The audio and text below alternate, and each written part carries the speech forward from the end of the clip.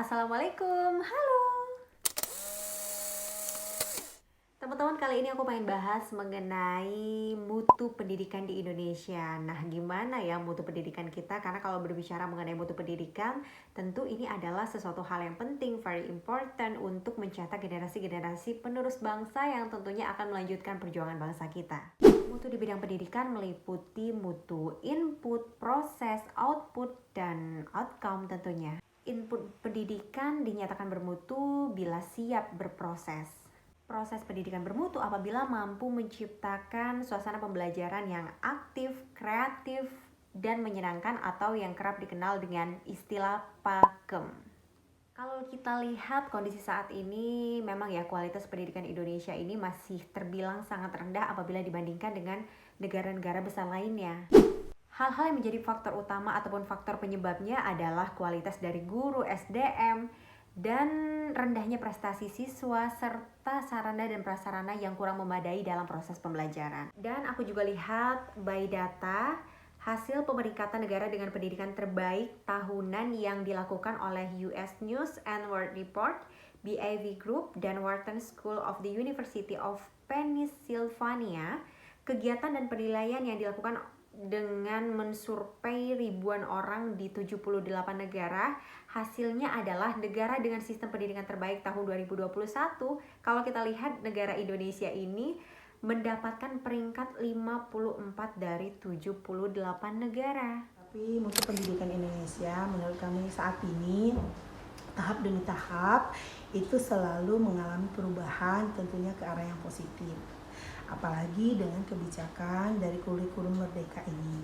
Setiap kebijakan pasti ada kebaikan dan pasti ada juga sesuatu yang error lah, bisa kita katakan seperti itu.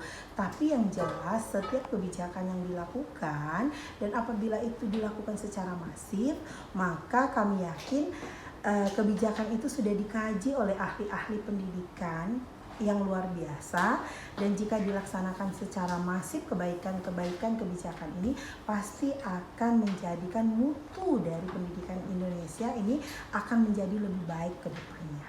Jadi seperti itu. Jadi semakin tahun jadi semakin baik ya Bu ya untuk mutu pendidikan kita?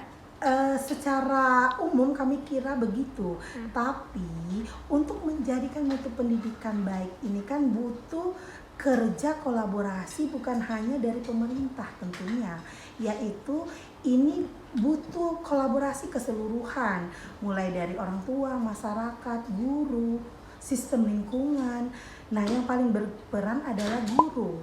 Jadi, sistem pendidikan itu akan bagus menurut kami cuma satu hal, SDM-nya bagus, yaitu SDM guru, karena tidak mungkin orang bisa memberi jika dia tidak punya apa-apa. Jadi kalau guru kita punya kualitas SDM, pasti dia akan menjadikan muridnya pun berkualitas.